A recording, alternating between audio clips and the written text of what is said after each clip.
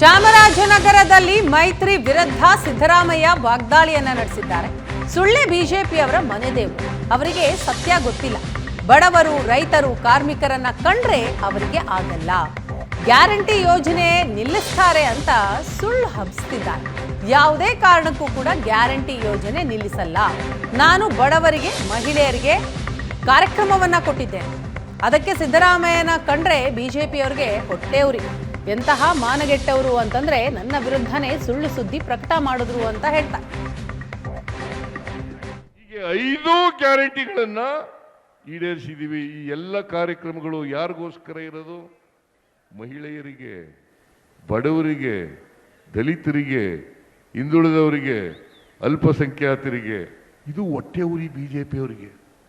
ಇವ್ರಿಗೆಲ್ಲ ಕೊಟ್ಬಿಡ್ತಾ ಇದ್ದಾರಲ್ಲ, ಬಡವರು ಕೊಡ್ತಾ ಇದ್ದಾರಲ್ಲ ಅನ್ನೋ ಹೊಟ್ಟೆ ಉರಿ. ಅದಕ್ಕೋಸ್ಕರ ಸಿದ್ದರಾಮಯ್ಯನ ಮೇಲೆ ಇಲ್ಲ ಸಲ್ಲದ ಆರೋಪಗಳನ್ನು ಮಾಡೋದು.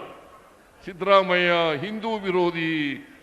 ಇವರು ಎಷ್ಟಿಗೆ ಮಾನ್ಗೆಟ್ಟವರು ಅಂತಂದ್ರೆ, ನನ್ನ ಹೆಸರಿನಲ್ಲಿ ಆರ್ಟಿಕಲ್ ಸಿದ್ದರಾಮಯ್ಯ ಹಿಂದೂಗಳ ಓಟೇ ಬೇಡ ಅಂತ ಹೇಳಿದ್ರು. ಹಿಂದೂಗಳು ಓಟೇ ಬೇಡ ಅಂತ ಹೇಳಿದ್ರು. ನಾನು ಅವ್ರು ಯಾರು ಅಂತ ಪತ್ತೆ ಹಚ್ಚರಪ್ಪ, ಅವ್ರ ಮೇಲೆ ಕೇಸ್ ಹಾಕಿ ಅಂತ ಹೇಳಿದ್ದೀನಿ. ಬೇಕು ಅಂತ ಅವರೇ ಮಾಡಿರೋದು. ಎಂಥ ಸುಳ್ಳುಗಾರರು ಇವರು, ಎಂಥ ಮೋಸಗಾರರು ಇವರು. ಇವ್ರಿಗೆ ಓಟ್ ಹಾಕ್ತೀರಾ? ನರೇಂದ್ರ ಮೋದಿ ಮಾತು ತಪ್ಪಿಕೊಂಡಿರ್ತಕ್ಕಂಥವ್ರು.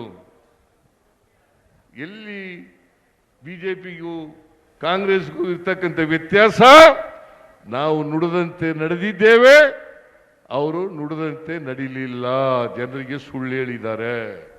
ಅದಕ್ಕೆ ನಾನು ಅನೇಕ ಸಾರಿ ಹೇಳಿದ್ದೀನಿ, ಈ ಬಿಜೆಪಿಯವರಿಗೆ ಮನೆ ದೇವರು ಯಾವ್ದು ಗೊತ್ತಾ? ಸುಳ್ಳೇ ಅವ್ರ ಮನೆ ದೇವರು, ಸುಳ್ಳೇ ಅವ್ರ ಮನೆ ದೇವರು. ಅದರಿಂದ ಅವ್ರಿಗೆ ಸತ್ಯ ಹೇಳೋ ಗೊತ್ತಿಲ್ಲ. ಎಲ್ಲಿಕ್ಕಿಂತ ಮುಖ್ಯವಾಗಿ ಬಡವ್ರ ಕಂಡ್ರೆ ಆಗಲ್ಲ, ಮಹಿಳೆಯರ ಕಂಡ್ರೆ ಆಗಲ್ಲ. ಇವತ್ತು ಬಡವರಿಗೆ